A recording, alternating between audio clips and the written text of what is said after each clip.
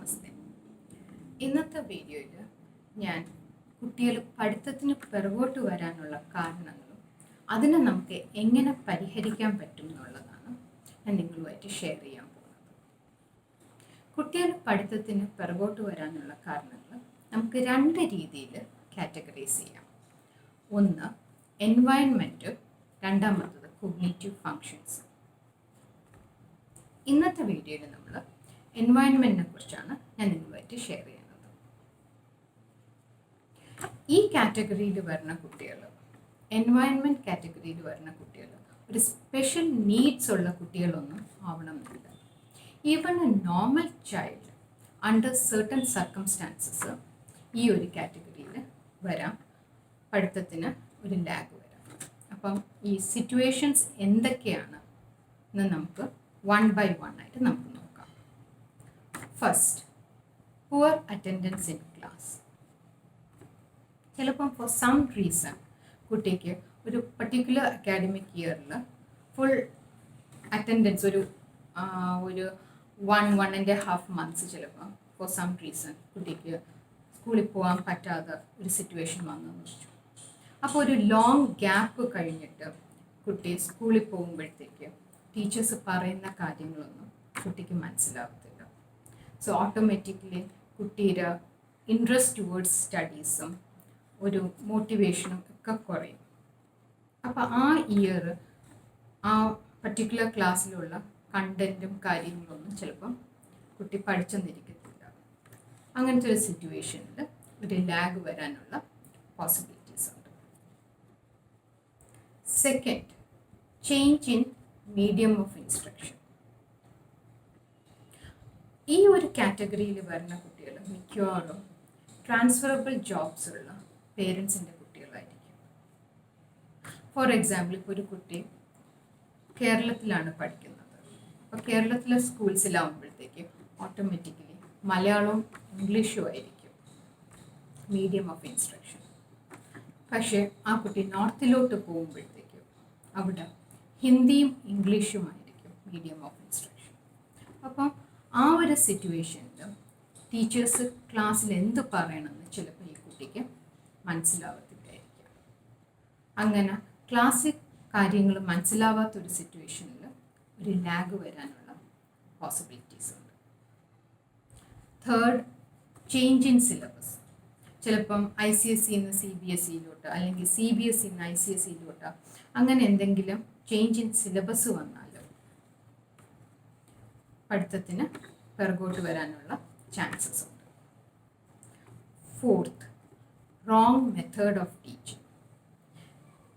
ഇത് മെയിൻലി നമ്മൾ കുഞ്ഞ ക്ലാസ്സിലൊക്കെ നമ്മൾ തെറ്റായ രീതിയിൽ നമ്മൾ കുട്ടികളെ പഠിപ്പിക്കുകയാണെങ്കിൽ ആ കുട്ടികളുടെ ഒരു ഫൗണ്ടേഷൻ സ്ട്രോങ് അല്ലാതെ ആയിപ്പോകും.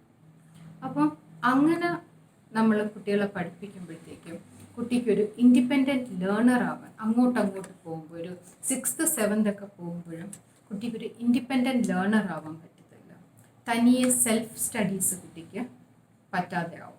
എപ്പോഴും കുട്ടികൾ ആരെങ്കിലും ഡിപ്പെൻഡ് ചെയ്യും, പഠിത്തത്തിന് വേണ്ടിയിട്ട് ആരെങ്കിലും ഡിപ്പെൻഡ് ചെയ്യും. പക്ഷെ നമ്മളുടെ മെയിൻ എയിം എന്തെന്ന് വെച്ചാൽ ചെറിയ ക്ലാസ് തൊട്ട് അങ്ങോട്ട് പോകുമ്പോൾ കുട്ടിക്ക് സെൽഫ് സ്റ്റഡി ചെയ്യാൻ പറ്റുന്ന രീതിയിൽ വേണം നമ്മൾ കൊച്ചു ക്ലാസ് തൊട്ടേ നമ്മൾ ആ രീതിയിൽ വേണം കുട്ടികളെ പഠിപ്പിക്കാനായിട്ട്. സോ ദാറ്റ് അവരൊരു ഹൈസ്കൂളൊക്കെ എത്തുമ്പോഴത്തേക്കും പുറത്തുള്ള പേരൻസിൻ്റെ അല്ലെങ്കിൽ വേറെ എക്സ്ട്രാ ഹെൽപ്പ് എടുക്കാതെ അവരൊരു ഇൻഡിപെൻഡൻറ്റ് ലേണറായിട്ട് അവർക്ക് തനിയെ പഠിക്കാൻ പറ്റുന്ന ഒരു സിറ്റുവേഷൻ അല്ലെങ്കിൽ തനിയെ പഠിക്കാൻ പറ്റുന്ന ഒരു കഴിവ് കുട്ടിക്ക് ഉണ്ടാവണം. പിന്നെ ഫിഫ്ത്ത് എന്ന് പറയുന്നത് ലാക്ക് ഓഫ് എഡ്യൂക്കേഷണൽ ഫെസിലിറ്റീസ്. ഒരു നല്ല രീതിയിൽ പഠിക്കാനായിട്ടുള്ള facilities like text book, note book, stationeries. ഇപ്പോഴത്തെ സിറ്റുവേഷനിലാണെങ്കിൽ കമ്പ്യൂട്ടർ, ഇൻ്റർനെറ്റ്, അതൊക്കെ അതിലെന്തെങ്കിലും ഒരു ലാക്ക് വന്നാൽ അതും സ്റ്റഡീസിനെ അഫക്റ്റ് ചെയ്യാം. 7th എന്ന് പറയുന്നത് ഫാമിലി എൻവയൺമെൻറ്റ്. ഇപ്പം ഫാമിലിയിൽ കുട്ടിക്ക് പഠിക്കാൻ പറ്റുന്ന ഒരു അറ്റ്മോസ്ഫിയർ അല്ല. അങ്ങനെ വരുമ്പോഴത്തേക്കും കുട്ടിക്ക് പഠിക്കാനൊരു ബുദ്ധിമുട്ട് വരും. എന്തെങ്കിലും ഡിസ്റ്റർബിങ് ആയിട്ടുള്ള കാര്യങ്ങൾ. ഞാൻ ഇൻ ഡെപ്ത് ആയിട്ട് ഞാൻ പോകുന്നില്ല, നിങ്ങൾക്ക് ഗസ് ചെയ്യാനുള്ളതേ ഉള്ളൂ. Anyways for some reason the child is not able to study, അപ്പോഴും ഒരു ലാഗ് വരാൻ പറ്റും. അതേപോലെ തന്നെ എയ്ത്ത്, സ്കൂൾ എൻവയൺമെൻറ്റ്, സ്കൂളിൽ എന്തെങ്കിലും ഡിസ്റ്റർബിങ് ആയിട്ടുള്ള കാര്യം, ടീച്ചേഴ്സിൻ്റെ അടുത്ത് എന്തെങ്കിലും ഇഷ്യൂസ്, ഫ്രണ്ട്സിൻ്റെ അടുത്ത് എന്തെങ്കിലും ഇഷ്യൂസ്, അല്ലെങ്കിൽ സ്കൂളിൽ വേറെ ഏതെങ്കിലും ഇഷ്യൂസ്, ബസ്സിൽ എന്തെങ്കിലും ഇഷ്യൂസ്, അങ്ങനെ എനി റീസൺ കാരണം പഠിത്തത്തിനൊരു ഡിസ്റ്റർബൻസ്. എയ്ത്ത്, നെയ്ബേഴ്സ് അല്ലെങ്കിൽ പിയർ ഗ്രൂപ്പ്സ്, ഫാമിലിയിൽ എന്തെങ്കിലും ഇഷ്യൂസ് വന്നാലും ഇങ്ങനെയൊരു ലാഗ് വരാനുള്ള പോസിബിലിറ്റീസ് ഉണ്ട്. Ninth, misuse of modern technology. Technologies നമുക്ക് നല്ല രീതിയിലും യൂസ് ചെയ്യാം, പക്ഷെ അതിനെ മിസ്യൂസ് ചെയ്ത് സോഷ്യൽ മീഡിയ ആണെങ്കിലും ഗെയിംസ് ആണെങ്കിലും വീഡിയോ ഗെയിംസ് ഒക്കെ ആണെങ്കിലും അല്ലെങ്കിൽ ഒരുപാട് TV കാണുന്നതും അതിലോട്ടൊക്കെ അഡിക്റ്റഡ് ആയിട്ട് സ്റ്റഡീസിനെ സൈഡ് ലൈൻ ചെയ്തിട്ട് ഇതിൽ കൂടുതൽ ഇമ്പോർട്ടൻസ് കൊടുത്തിട്ട് പഠിക്കേണ്ട സമയമൊക്കെ ഇതിന് കൂടുതൽ ഇമ്പോർട്ടൻസ് ഒക്കെ കൊടുത്ത് പഠിത്തത്തിന് ഓട്ടോമാറ്റിക്കലി ഒരു ലാഗ് വരാനുള്ള പോസിബിലിറ്റീസ് ഉണ്ട്. 10th, lack of proper nutrition. നമ്മൾ ന്യൂട്രീഷ്യസ് ആയിട്ടുള്ള ഫുഡ് കുട്ടികൾ കഴിച്ചില്ലെങ്കിൽ അവരെപ്പോഴും ഒരു ടയേർഡ്നെസ് എക്സ്പീരിയൻസ് ചെയ്യും. അപ്പം ഓട്ടോമാറ്റിക്കലി പഠിക്കാൻ ഉള്ള സമയത്ത് അവർക്ക് പഠിത്തത്തിനൊരു ഫോക്കസ് കിട്ടത്തില്ല. ആ സമയം അവർക്ക് ക്ഷീണം കാരണം ചിലപ്പോൾ അവർ പോയി ഉറങ്ങും, കോൺസെൻട്രേഷൻ കിട്ടത്തില്ല. അപ്പം ആ രീതിയിൽ പഠിത്തത്തിനൊരു ലാഗ് വരും.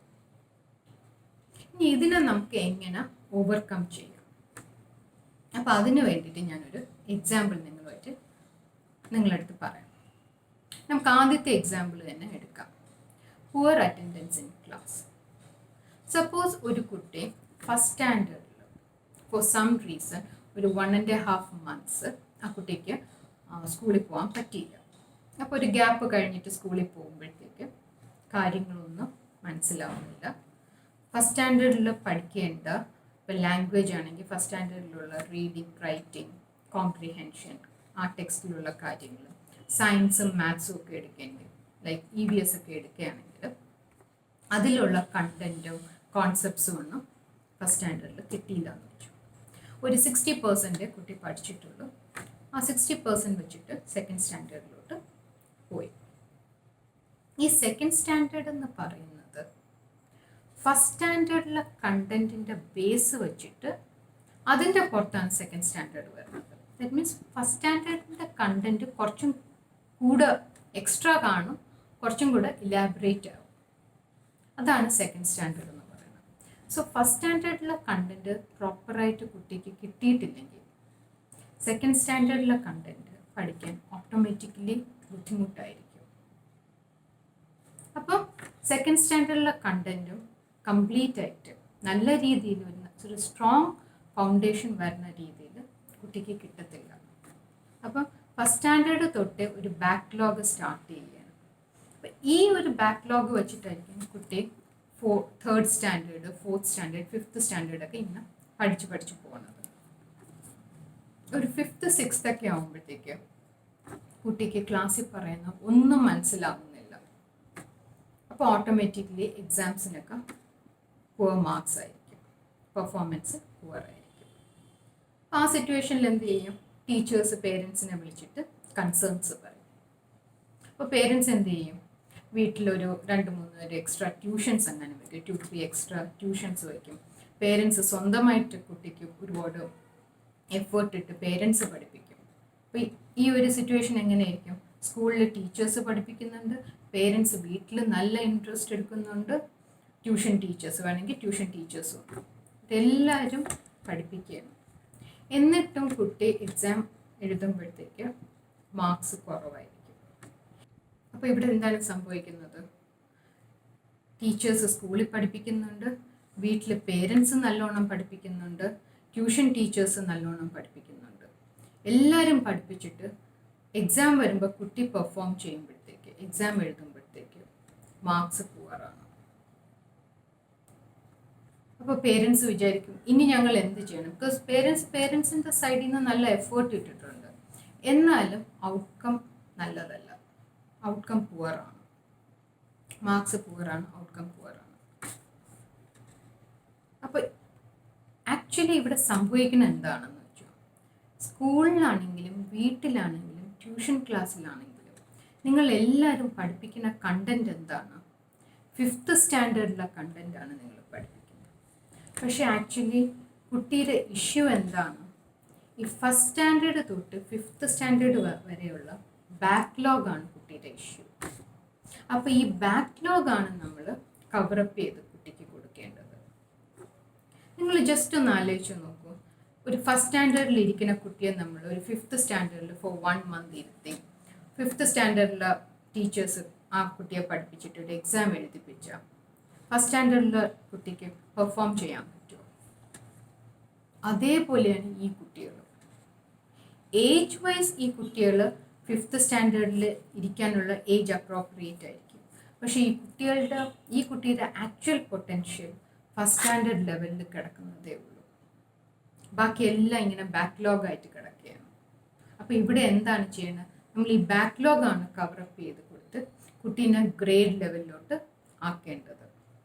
അത് കഴിഞ്ഞിട്ട് വൺസ് കുട്ടി ഗ്രേഡ് ലെവലിൽ ആയിക്കഴിഞ്ഞാൽ പിന്നെ നല്ലൊരു ട്യൂഷൻ ടീച്ചറിനെ വയ്ക്കുക, അല്ലെങ്കിൽ വീട്ടിൽ നല്ലോണം ശ്രദ്ധിക്കുകയൊക്കെ ചെയ്ത് ഓട്ടോമാറ്റിക്കലി കുട്ടി അങ്ങ് ക്ലാസ്സിനോട് പഠിച്ചങ്ങ് പോകും. അപ്പം ഇവിടെ ഇതാണ് നമ്മൾ ആക്ച്വലി ചെയ്യേണ്ടത്. അപ്പം ഇതിന് വേണ്ടിയിട്ട് എന്താണ് ചെയ്യേണ്ടത്? നല്ലൊരു പ്രോപ്പർ റെമഡിയൽ ടീച്ചറിൻ്റെ അടുത്ത് കുട്ടിയെ വിടണം. ഈ റെമഡിയേഷൻ എന്ന് പറയുന്നത് അവരാദ്യം എന്ത് ചെയ്യുമെന്ന് വെച്ചാൽ, ആദ്യം ഈ കുട്ടിയുടെ അസസ്മെൻ്റ് എടുക്കും. എന്നിട്ട് അവർ നോക്കും കുട്ടി ഏത് ലെവലിലാണ് കുട്ടി നിൽക്കണമെന്ന്. അപ്പം ഏത് ലെവലിലാണ് കുട്ടി നിൽക്കണമെന്ന് അത് കണ്ടുപിടിച്ചിട്ട് ആ ലെവലിൽ നിന്ന് കുട്ടിയെ മേളിലോട്ട് ഗ്രേഡ് ലെവലിലോട്ട് കൊണ്ടുവരും. ഇതിനു വേണ്ടിയിട്ട് അവർ സ്കൂളിലെ ടെക്സ്റ്റ് ബുക്സ് അങ്ങനെ ഒന്നുമല്ല അവർ എടുക്കുന്നത്. അവർക്ക് അവരുടേതായിട്ടുള്ള മെറ്റീരിയൽസും അവരുടേതായിട്ടുള്ള മെത്തഡോളജിയൊക്കെ യൂസ് ചെയ്തിട്ടാണ് അവർ കുട്ടീനെ ഈ താഴെയുള്ള ഗ്രേഡ് ലെവലിൽ നിന്ന് മേളിലോട്ട് കൊണ്ടുവരുന്നത്. ആൻഡ് വൺസ് റെമഡിയേഷൻ കഴിഞ്ഞാൽ കുട്ടിക്ക് ഓട്ടോമാറ്റിക്കലി ബാക്കിയുള്ള കുട്ടികളെ പോലെ നല്ല രീതിയിൽ പഠിക്കാൻ പറ്റും. ഓഫ് കോഴ്സ് ഒരു മൈൽഡ് ടു മോഡറേറ്റ് ലെവലിലുള്ളൊരു ബാക്ക്ലോഗ് ആണെങ്കിൽ എൻ്റെ ടിപ്സ് ആൻഡ് ടെക്നിക് സെക്ഷൻസ് നിങ്ങൾക്ക് വളരെ യൂസ്ഫുൾ ആയിരിക്കും. പക്ഷെ ഒരു മോഡറേറ്റ് ടു സിവിയർ റെമഡിയേഷൻ ആണെങ്കിൽ നിങ്ങൾ ഡെഫിനറ്റ് ആയിട്ടും ഒരു പ്രൊഫഷണലിൻ്റെ അടുത്ത് പോകുന്നതായിരിക്കും നല്ലത്. സോ ഇന്നത്തെ വ്ളോഗ് നിങ്ങൾക്ക് യൂസ്ഫുൾ ആണെന്ന് ഞാൻ വിശ്വസിക്കുന്നു. ആൻഡ് എൻ്റെ ചാനൽ സബ്സ്ക്രൈബ് ചെയ്ത എല്ലാ സബ്സ്ക്രൈബേഴ്സിനും താങ്ക്സ് എ ലോട്ട്. എനിക്ക് വളരെ സന്തോഷമുണ്ട്. ഇനിയും എൻ്റെ ചാനൽ കാണുന്ന വ്യൂവേഴ്സ് പ്ലീസ് ഈ ചാനൽ നീഡി ആയിട്ടുള്ള പേരൻസിൻ്റെ അടുത്തൊക്കെ പ്ലീസ് ഈ ചാനലൊന്ന് ഷെയർ ചെയ്യണം. ഏതെങ്കിലും ടീച്ചേഴ്സ് ഈ ചാനൽ കാണുകയാണെങ്കിൽ നിങ്ങളും ഒന്ന് ഇത് സബ്സ്ക്രൈബ് ചെയ്തിട്ട് ക്ലാസ്സിലൊക്കെ നീഡി ആയിട്ടുള്ള കുട്ടികളുണ്ടെങ്കിൽ അവരുടെ പേരൻസിന് ഈ ചാനലൊന്ന് ഷെയർ ചെയ്തിട്ട് മാക്സിമം ഈ ചാനൽ യൂസ്ഫുൾ ആയിട്ടുള്ള ആൾക്കാരുടെ അടുത്ത് ഇതൊന്ന് റീച്ച് ഔട്ട് ചെയ്താൽ വളരെ നല്ലതായിരിക്കും. നിങ്ങൾ എൻ്റെ ചാനൽ സബ്സ്ക്രൈബ് ചെയ്തതിന് വളരെ താങ്ക്സ്. ഇനിയും സബ്സ്ക്രൈബ് ചെയ്യൂ, ലൈക്ക് ചെയ്യൂ, ഷെയർ ചെയ്യൂ. And God bless you all. Bye bye.